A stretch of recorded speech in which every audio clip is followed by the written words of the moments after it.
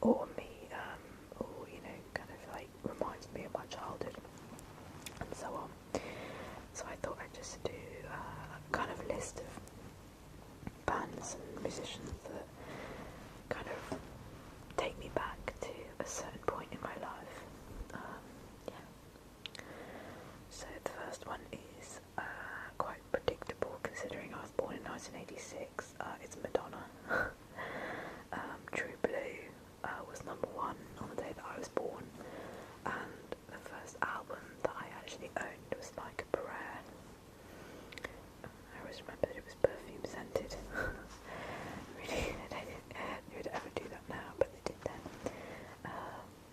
I remember as well when I was little, my favourite song on that album was called Dear Jessie, and it was kind of like a lullaby to a child. So, I mean, I was young when I had that album. I was maybe 4, but my dad bought it for me because I moaned and moaned and moaned, complained and stamped my feet probably, I dread to think, until I got it. So eventually, yeah, he bought it for me. Since then, yeah, Madonna kind of, I mean, she's made so many albums, and I've can genuinely say that I've liked the vast majority. She's also the first concert that I went to. I've loved so many songs that she's done, even on the last album, I loved the song she did with Justin Timberlake, when he got 4 seconds or whatever, it's 4 minutes. 4 minutes, yeah, that was a great song. So I hung up, and music, and Frozen, Ray of Light. I mean, yeah, I think I also admire her quite a lot for her business brains. At the end of the day, Madonna does not have the strongest voice, and she's a good dancer actually, but she's not the greatest dancer in the world, and yet somehow she has managed to become the world's most successful female artist ever. I mean, in addition, she's got great business brain, always reinventing herself and so on. So, yeah, she kind of has to be on my list, really. Next up is a bit of a change of pace. It's Metallica. Purely because my father was a massive Metallica fan. He loved all of AC/DC, Metallica, Guns N' Roses, proper 80s rock, or heavy metal, and I suppose some Metallica was heavy metal. But I remember the album. I don't remember the name of it, maybe somebody can help me out. It was just a black cover, Metallica album, just a black cover. I don't think there was any writing on it. It had the songs like Enter Sandman and Nothing Else Matters on there, and Nothing Else Matters is the song that I think of when I think of being young. I remember that song so well. It was like every single Saturday morning my dad would put the album on downstairs, and my bedroom was above the living room, so all I would hear was Nothing Else Matters by Metallica. Yeah, so yeah, that has to go on the list. Next is Take That. I'm sorry to anybody who takes offence to me liking Take That, but I don't care really. My first love was Mark Owen from Take That. I was actually really young when they were big, but I had older friends, so it meant that I was kind of swept up in Take That fever. I had the album Take That and what's it called? Take That and Party. God. Yeah, I mean, I have to say, my music taste has completely changed, obviously, but I like their new stuff. I kind of appreciate the fact that, yes, okay, it's pop music and it's not really the sort of music that I would generally go for, but it's really good songwriting. They really know how to write great pop songs, and they have got some great lyrics in there as well, so more power to them, I think. Good on them. Next is Nirvana. My mum was a huge fan of Nirvana, and I think I was kind of old enough. I was maybe 7 or 8. No, I would have been 6 or 7 actually, but I was old enough to appreciate by then, you know, some good music. I know I was young, but I remember really liking Nirvana, you know, and knowing the different songs as opposed to kind of just listening to what your family or your friends or your parents are listening to. I actually remember asking for Nirvana to be put on the cassette or the CD or the album, whatever we had, you know. I remember that really clearly. And my favourite album is definitely Nirvana Unplugged, which they did for MTV only about a month or so before Kurt Cobain committed suicide. So it's really kind of poignant. There's some amazing music on that album. It just kind of lives forever, that kind of music. Another band is Blondie.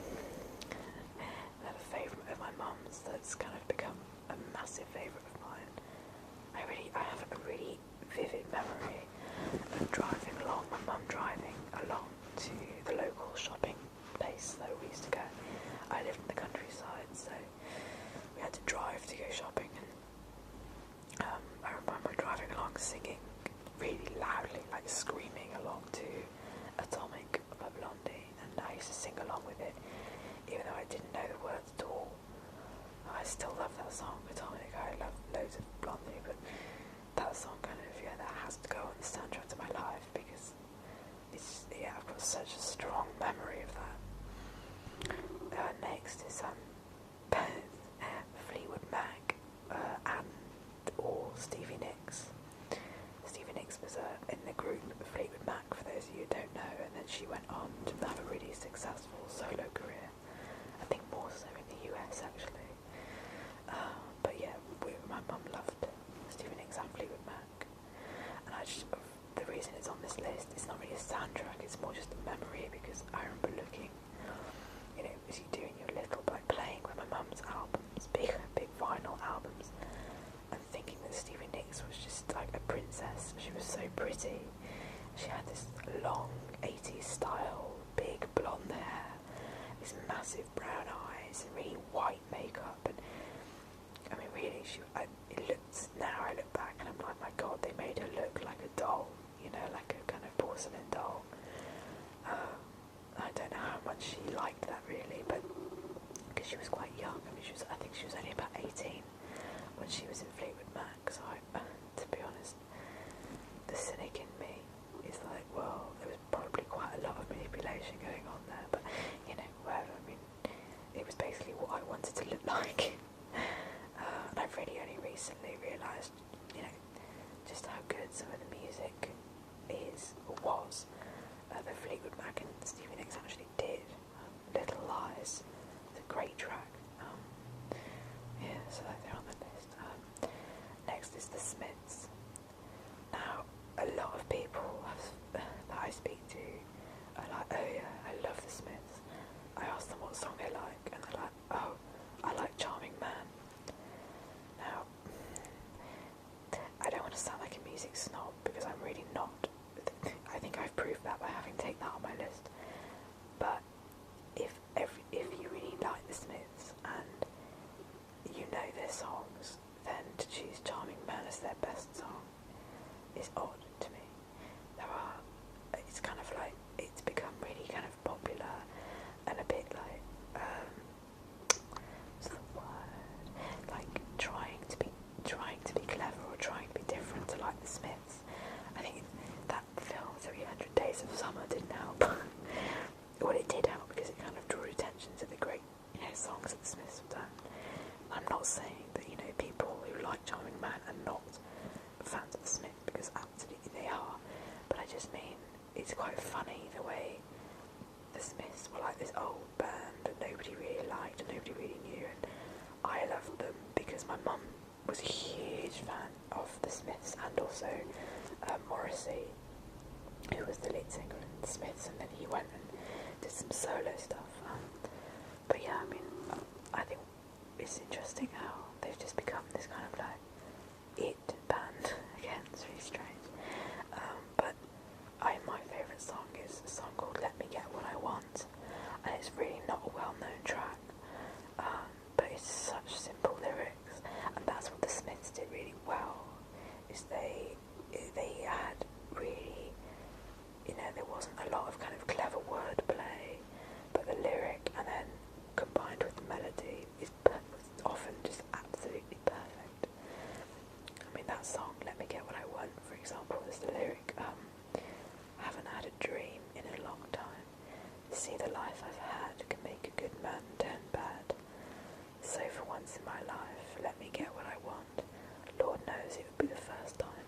There's nothing clever about that lyric, but when you combine that with the song, with the music, it's like a perfect song. It's unbelievable there. It really is. I mean, yeah, I still listen to the Smiths over and over again. Next is Cat Stevens. That's probably come a bit from left field. I mean, wasn't born in the 60s, but my mum was, and she passed the love of Cat Stevens down to me, and she played it constantly.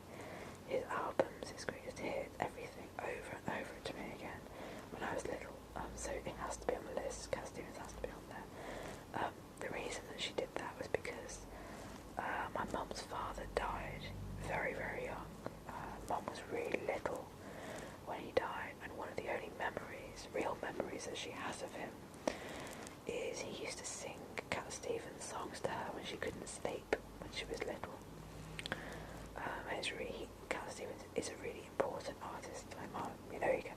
It must be amazing, really. I often talk to her about it, or I don't often talk to her about it, but occasionally, for a musician to be so closely linked to such an important and poignant memory, really, it's like one of the only memories she has of her father is a song, or songs, an artist. I mean, yeah, it's interesting, it's sad. I'm glad that she's passed that down to me, and that I love Cat Stevens. I'm glad that I didn't hear it and hate it, because that would have been awful. I love the song Wild World, and also the first cut is The Deepest. I think they're my two favourites. It's the lyrics again, really. Like I say, I'm not a music snob at all. If it's a great lyric, it doesn't matter if it's Cat Stevens or Bob Dylan or the Spice Girls or Kylie Minogue. I mean, I really don't care. Music is music, and that's why it's fantastic. It's because even the simplest lyric from anyone can mean so much at that certain point in your life, without wanting to sound all pretentious. It's true, everybody secretly loves a pop song, and sometimes you don't know why you love it, you just do, and it's often the lyrics, so,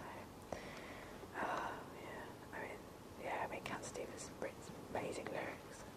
I think my favourite lyric that he wrote was from Wild World. It's a really famous lyric, but it's, how did it go?